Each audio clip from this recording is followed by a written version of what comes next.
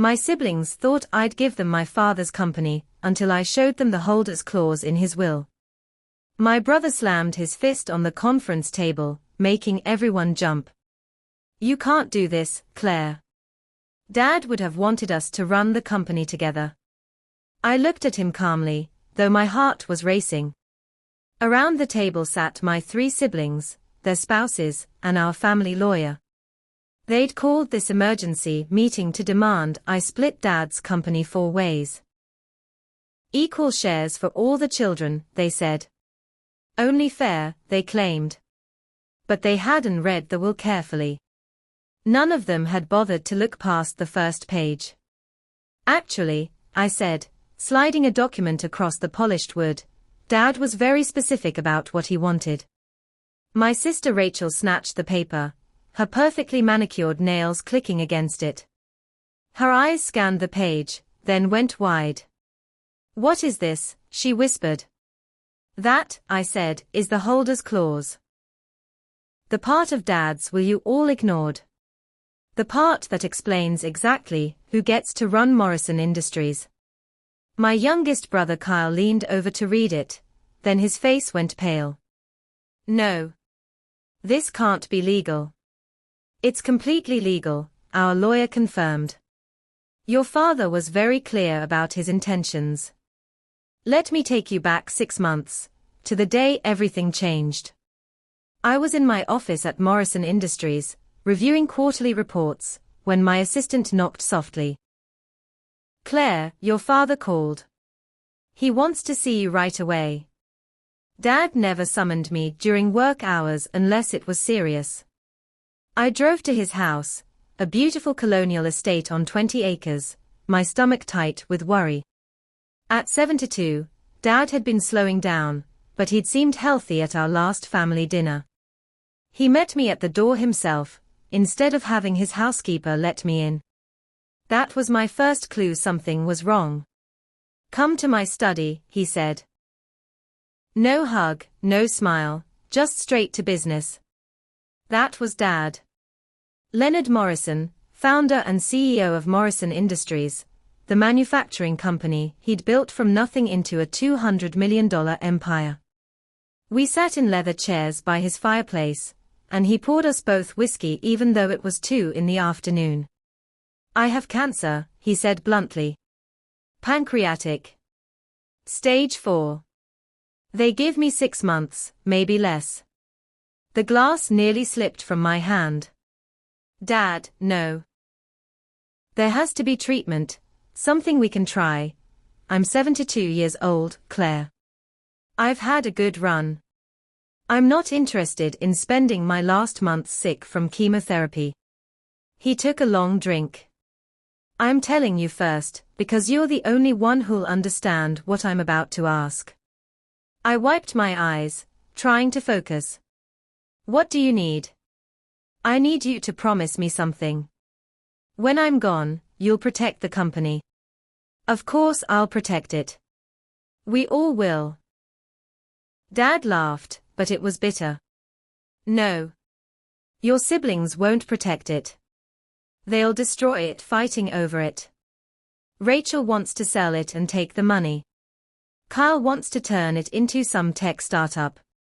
And Trevor, well, Trevor just wants the salary without doing any work. My siblings.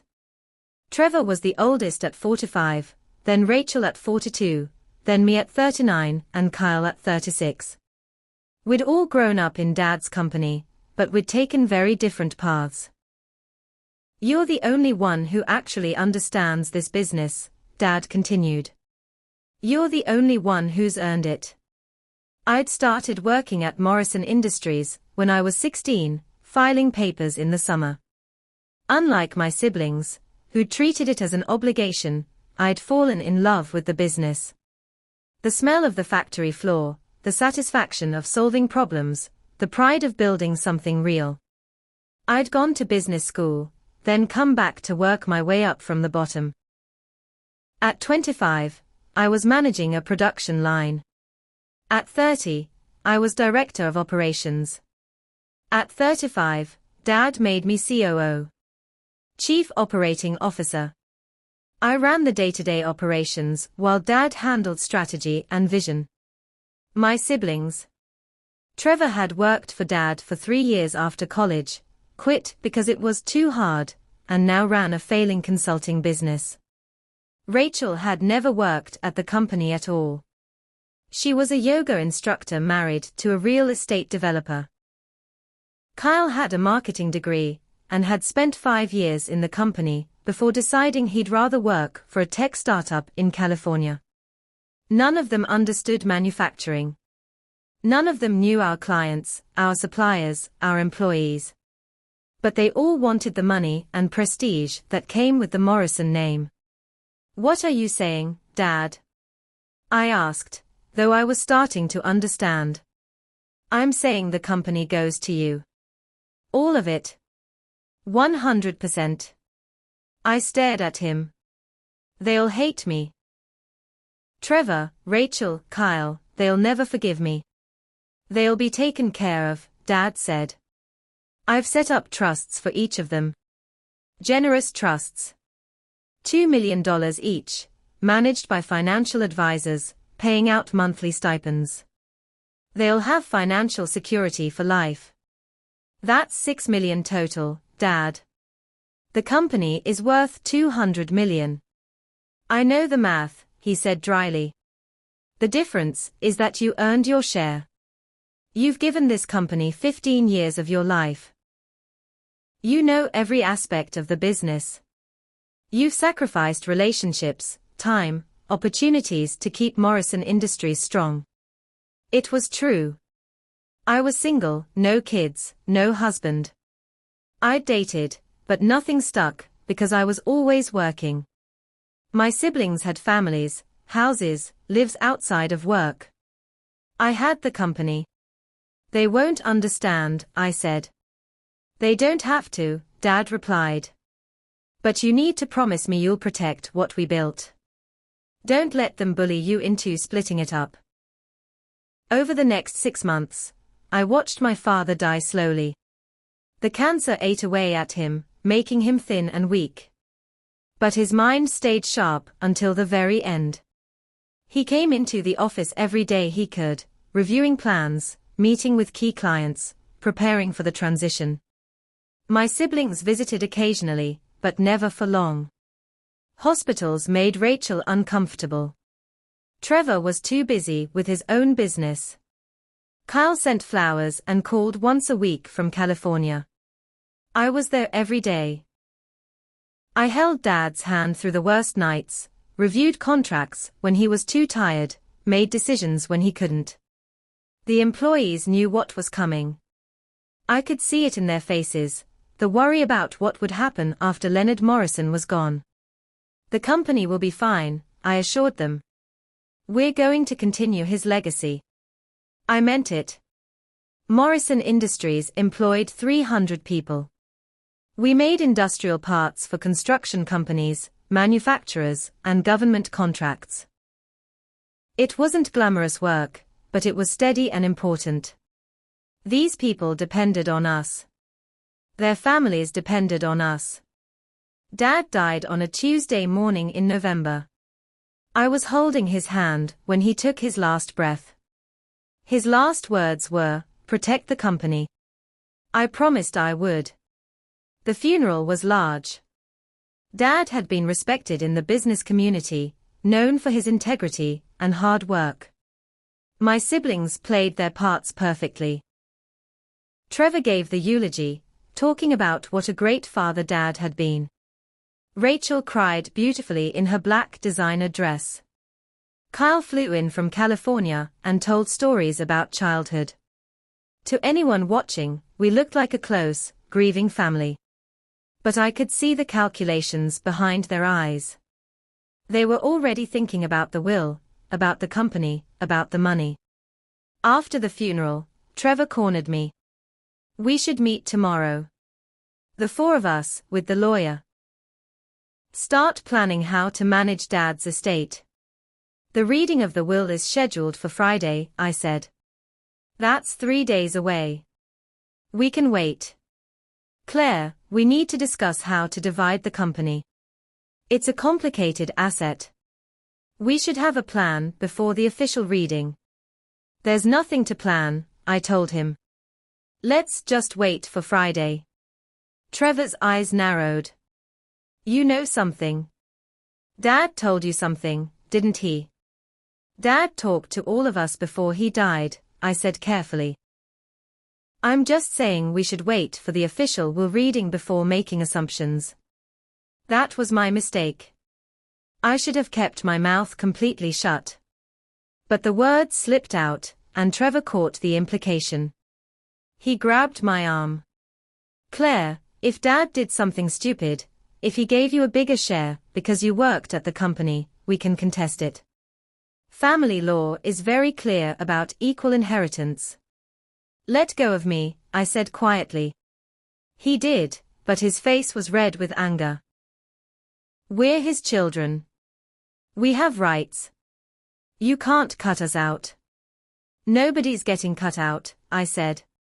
Just wait for Friday. The next 3 days were tense. My siblings kept calling, texting, demanding hints about the will. I ignored them all, focusing on work. The company needed stability.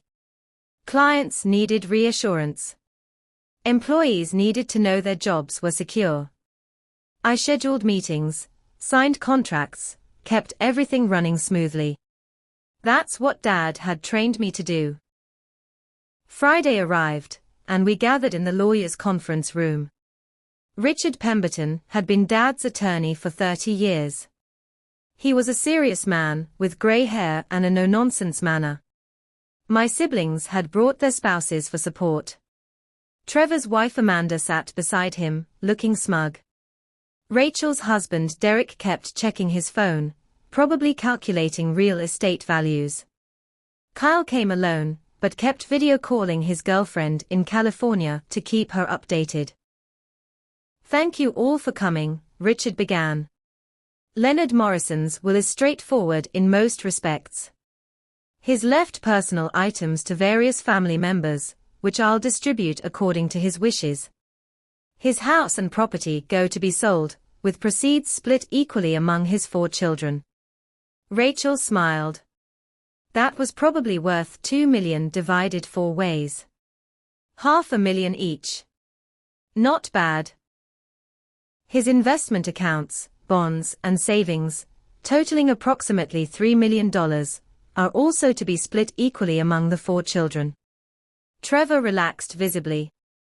Another $3 million, split 4 ways. That was $750,000 each. Combined with the house, each sibling was getting over $1 million. However, Richard continued, and I saw him glance at me, the matter of Morrison Industries is handled differently. Everyone leaned forward. This was what they'd been waiting for. The company was the real prize, worth $200 million or more to the right buyer. Leonard Morrison has established trust funds for Trevor, Rachel, and Kyle. Each trust contains $2 million, managed by Pemberton Financial Group, paying monthly stipends according to a formula designed to last for life. My siblings looked confused. What about the company? Trevor demanded. I'm getting to that, Richard said calmly. He pulled out another document, thicker than the first. Morrison Industries, including all assets, properties, client contracts, intellectual property, and future earnings, is bequeathed entirely to Claire Morrison. The room exploded. What? Rachel shrieked. That's not possible. This is bullshit. Kyle shouted. Trevor just stared at me, his face turning purple with rage. Amanda started yelling about lawyers and lawsuits. Derek demanded to see the document. Through it all, I sat quietly, hands folded, waiting for the storm to pass. This is illegal. Trevor finally shouted. You can't give a $200 million company to one child and leave the others with scraps. It's completely legal, Richard said firmly. And it's hardly scraps. Each of you is receiving over $2 million in liquid assets, plus the trust funds. You're all financially secure for life. But she gets everything. Rachel pointed at me accusingly. The company, the real money, all of it. Claire gets the company, because she's the only one qualified to run it, Richard explained. Your father was very clear about this. He spent considerable time ensuring this will stand up to any legal challenge. We'll challenge it anyway, Trevor promised. This is favoritism, pure and simple. A judge will see that. Feel free to try, Richard said. But you should know that your father anticipated this reaction. Which is why he included what he called the holder's clause. He pulled out another document. This was the one I'd been waiting for. The one that would end the argument permanently. What's a holder's clause? Kyle asked suspiciously. Richard read directly from the document. Any heir who contests this will or takes legal action against Claire Morrison regarding the distribution of Morrison Industries will immediately forfeit their entire inheritance, including trust funds, property shares, and all other bequests. Said funds will instead be donated to the Morrison Foundation for Technical Education. Silence fell over the room like a blanket. His bluffing, Rachel said weakly. Your father never bluffed, Richard replied. He meant every word. Contest the will, and you get nothing.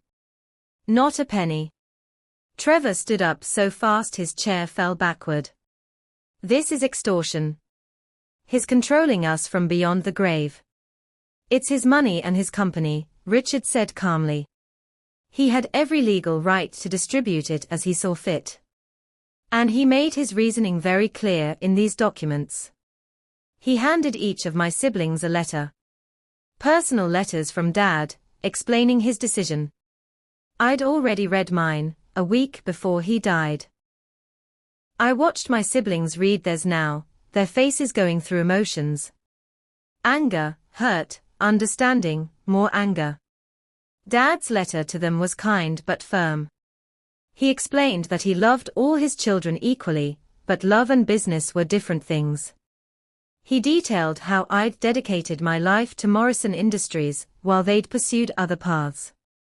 He praised their choices, but made it clear that the company required someone who understood it deeply. She's manipulated him, Rachel said, tears streaming down her face. She spent all that time with him, turning him against us. I didn't turn him against anyone, I said quietly. I just worked hard. You worked hard at sucking up to him. Kyle spat. Playing the perfect daughter while the rest of us lived our own lives. I worked hard at learning the business, I corrected. At understanding every aspect of the company. At earning Dad's trust. Well, congratulations, Trevor said bitterly. You've won. You got everything, and we got pocket change. You got financial security, I pointed out. $2 million each, plus property shares. That's more than most people see in a lifetime. It's nothing compared to what you got. Amanda shouted. You're going to be worth hundreds of millions, while my husband gets a monthly allowance like a child. Then maybe your husband should have worked harder, I snapped, losing my patience. Maybe he should have stuck with the company instead of quitting. Maybe he should have learned the business instead of expecting it to be handed to him. Trevor moved toward me aggressively, but Richard stood up. That's enough. This meeting is over. The will is filed, the distributions will begin next week. You all have 30 days to vacate any company properties you're using. Company properties? Rachel asked. What does that mean? It means the vacation house in Aspen, I said. The one Dad bought 15 years ago. It's a company asset, used for client entertainment. It's now mine. You're kicking us out of the cabin. Kyle looked stunned. It's not a cabin, it's $1 million ski house. And yes, If you want to use it, you'll need to rent it at market rate like anyone else. I stood up, gathering my things. The company car you're driving, Trevor. Company asset. Return it by end of business Monday. Rachel, the company credit card you've been using for business expenses. Cancelled as of today. Their faces showed they hadn't thought about these details. They'd been focused on the big prize and forgotten about all the little perks they'd been enjoying. This is cruel, Rachel whispered. This isn't the sister I know. The sister you know spent her whole life being generous, because she thought you'd respect her for it, I said. But you don't respect hard work. You respect money and what it can buy. Well, Dad taught me that respect has to be earned. He earned his success. I earned mine. What have any of you earned? The question hung in the air. Nobody answered. I walked out of the conference room, leaving my siblings to their anger and their lawyer. As I drove back to the office, my phone blew up with texts and calls. I ignored them all. There was work to do. Morrison Industries needed its new CEO, and I wasn't going to let Dad down. The next week was chaos. My siblings tried everything to change my mind. Trevor showed up at my office, alternating between begging and threatening. Just give us each 10% of the company, he pleaded. You'll still have 70%, still be in control. But we'll have something. No, I said simply. Dad's will was clear. The company stays whole, under single ownership. That's what keeps it strong. Rachel tried a different approach, bringing up childhood memories. Remember when we were kids? You always said we'd run Dad's company together someday. You, me, Trevor, and Kyle, all working side by side. I was 12 years old, I said. I didn't understand how business worked. Now I do. And I understand that splitting ownership 4 ways would destroy everything Dad built. So you're just going to shut us out completely? You shut yourselves out when you chose different lives, I replied. I'm not punishing you. I'm just not rewarding you for work you didn't do. Kyle tried to appeal to emotion, calling me late at night. Claire, I know I left the company. I know I chose tech over manufacturing. But I'm still your brother. Doesn't that count for something? Of course it counts, I said tiredly. You're getting $2 million because you're my brother. But the company goes to the person who dedicated her life to it. That's me. Dad really messed us up with this will, Kyle said. He turned us against each other. No, I disagreed. He revealed what was already there. You all saw me as an obstacle to money. He just made it official. The worst was Amanda, Trevor's wife. She'd apparently been counting on the inheritance to save their failing consulting business. She showed up at my house one evening, drunk and crying. We're going to lose everything, she sobbed on my doorstep. Our house, our cars, Trevor's business. We've been waiting for this inheritance. We've been planning on it. Then you were planning on someone's death to solve your problems, I said coldly. That was your mistake, not mine. Please, Claire. Just a small percentage. 5% of the company, that's $10 million. It would save us. No, you're heartless, she spat, her tears drying up instantly. You're a cold, selfish witch who doesn't care about family. I care about family, I said. I cared enough to spend 15 years building something for my father. Where were you? Where was Trevor? She had no answer for that. After she left, I poured myself a drink and sat in the dark, wondering if I was making a mistake. Maybe I should share. Maybe family was more important than Dad's wishes or business principles. Then my phone rang. It was Richard, the lawyer. Claire, I thought you should know. Trevor has filed a lawsuit contesting the will. He's claiming undue influence and mental incapacity. My brief moment of guilt evaporated. Dad was evaluated by 3 different doctors in the months before he died. All of them certified he was of sound mind. I know, Richard said. That's why I'm not worried about the lawsuit. It'll be dismissed. But by filing it, Trevor has triggered the holder's clause. Which means he loses everything. Exactly. His trust fund, his share of the property sale, all of it goes to the Morrison Foundation. He'll get nothing. I should have felt satisfaction. Instead, I just felt tired. Does he know? His lawyer just informed him. Apparently, Trevor didn't believe the clause was enforceable. He thought it was a scare tactic. It wasn't. No, Richard agreed. Your father meant every word. I tried to warn Trevor before he filed, but he wouldn't listen. So now Trevor had nothing. $2 million gone, sacrificed on the altar of his ego and greed. I wondered if Amanda would stay with him now that the money was gone. Probably not. The lawsuit was dismissed within 2 weeks, just as Richard predicted. The judge read Dad's will, reviewed the medical evaluations, and ruled that Leonard Morrison had been completely competent and within his rights. Trevor's lawyer tried to argue the holder's clause was punitive and unenforceable. The judge disagreed. Mr. Morrison had every right to place conditions on his bequests. The clause is clearly stated, and your client was warned before taking action. Case dismissed. Trevor showed up at my office afterward, looking 10 years older. Are you happy now? He asked. You've taken everything. I haven't taken anything, I said. You threw it away.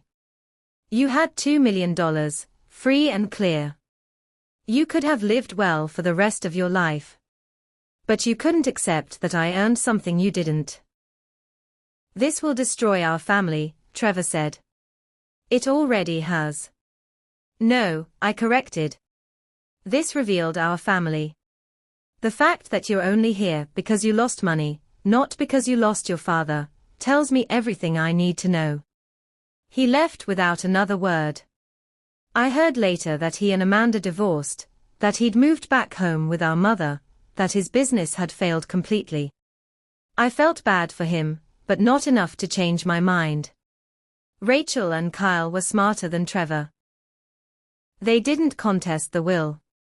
They took their inheritances, kept their trust funds, and maintained their distance from me. Rachel texted occasionally, surface-level stuff about weather and holidays. Kyle sent birthday cards. We were civil but not close. The family we'd been, or pretended to be, was gone. Meanwhile, I threw myself into running Morrison Industries. The transition was smoother than expected. I'd been doing most of the work already, so little changed operationally. But I made some big moves. First, I expanded our manufacturing capabilities, investing $10 million in new equipment. Second, I negotiated a major contract with a government contractor, doubling our revenue. Third, I promoted from within, giving raises and bonuses to employees who'd been underpaid for years. Your father would be proud, our CFO told me one day. You're doing exactly what he hoped. I hoped so. Every decision I made, I asked myself what Dad would think. Would this protect the company? Would this honor his legacy? Was I being the leader he'd trained me to be? A year after Dad's death, Morrison Industries was stronger than ever. Revenue was up 40%. We'd hired 50 new employees. Employee satisfaction scores were the highest in company history. I'd proven I could run the business, maybe even better than Dad had. My siblings. Trevor was working as a manager at a retail store, living in a small apartment, barely scraping by. Rachel and Derek had divorced. Apparently, he'd been counting on her inheritance for a real estate deal, and when it wasn't enough, the marriage fell apart. Kyle was still in California, still working for his tech startup, apparently doing okay. And me. I was CEO of a $200 million company, but I was also alone. Single, no kids, my family relationships destroyed. Was it worth it? Some days I wasn't sure. Then I'd walk through the factory, see the employees working, hear their laughter, know their families were fed and secure because of decisions I'd made. I'd review contracts I'd negotiated, see the growth I'd achieved, feel the pride of building something that mattered. Yes, it was worth it. Dad had given me a gift, and I wasn't going to waste it. About 18 months after Dad's death, something unexpected happened. Trevor called me. Not angry, not demanding, just sad. "Claire, can we talk?"